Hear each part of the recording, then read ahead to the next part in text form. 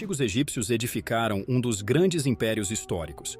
Mesmo diante de inúmeras adversidades, conseguiram preservar a supremacia sobre a maior parte do Vale do Rio Nilo. No entanto, a África, sendo um continente vasto, abrigava diversas comunidades, algumas das quais aspiravam conquistar as terras produtivas do Egito. Reinos e tribos oriundos da Líbia, Síria e Turquia frequentemente se confrontavam com o Egito, mas um povo em particular destacava-se pela sua tenacidade e bravura, impondo respeito até mesmo aos poderosos egípcios. Os núbios constituíam um antigo povo africano que residia na região da Núbia, atual Sudão. Este povo habitava a região desde aproximadamente 3600 a.C., com aldeias núbias já estabelecidas ao longo do rio Nilo. Durante grande parte de sua trajetória, os núbios não desenvolveram uma forma própria de escrita, dependendo, assim, dos registros deixados pelos egípcios para preservar sua história. A Núbia era uma região repleta de recursos, como ouro, pedras semipreciosas, ébano, incenso e marfim, o que despertou o interesse dos egípcios, levando-os a invadir a região em busca dessas riquezas valiosas. Apesar da resistência núbia contra as incursões egípcias, a sua inferioridade militar os forçou gradualmente para o sul do país.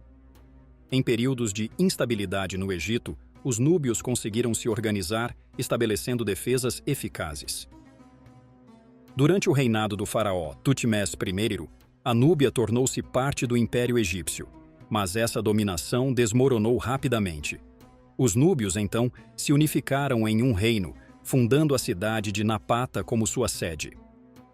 Esse reino, conhecido como o Reino Cuxita, evoluiu para uma potência africana respeitável.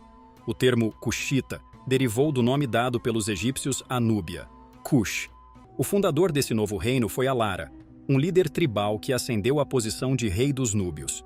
Com o estabelecimento do Reino Cuxita, os sucessores de Alara o fortaleceram, expandindo seus domínios e cultivando relações comerciais com o Egito, além de interações com reinos árabes.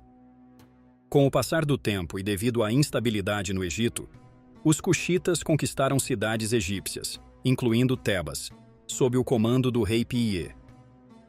Durante o terceiro período intermediário do Antigo Egito, por volta de 1070 a.C., conhecido como a Dinastia dos Faraós Negros, os cuxitas assumiram o controle total do Egito. A convivência entre egípcios e núbios influenciou ambas as culturas, resultando em casamentos entre a nobreza dos dois reinos. Após consolidar o domínio sobre o Egito, o rei cuxita retornou a Napata, deixando seu irmão e sucessor para governar. O domínio cuxita perdurou até 652 a.C., enfraquecendo devido às invasões assírias que conquistaram grande parte do Egito. Essas invasões trouxeram instabilidade às terras egípcias, forçando os cuxitas a recuar para Napata e, posteriormente, fundar Meroé ao sul, tornando-a a nova capital do reino cuxita. Durante esse período, os cuxitas desenvolveram sua própria escrita, conhecida como escrita meroítica. O líder Ergamenes, instruído na filosofia grega, desafiou o costume de suicídio ordenado pelos sacerdotes. As mulheres desempenhavam papéis importantes na sociedade cuxita, inclusive liderando em batalhas.